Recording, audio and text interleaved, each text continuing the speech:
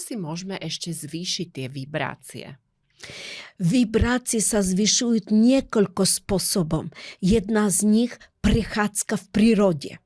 Druhá z nich ocítiť sa podľa toho, čo vy cítite. Vy cítite, že potrebujete pozrieť sa do plameň s ohňom, urobiť vatru, urobíte a naberiete energiu u ohňa. Vy cítite, že vás ťahá do bazéna alebo do jazera Dobrava, tak cez prírodu. No, my môžeme aj veľmi rýchlo načerpať energiu a skľudniť sa cez meditáciu, cez kto verí v Boha.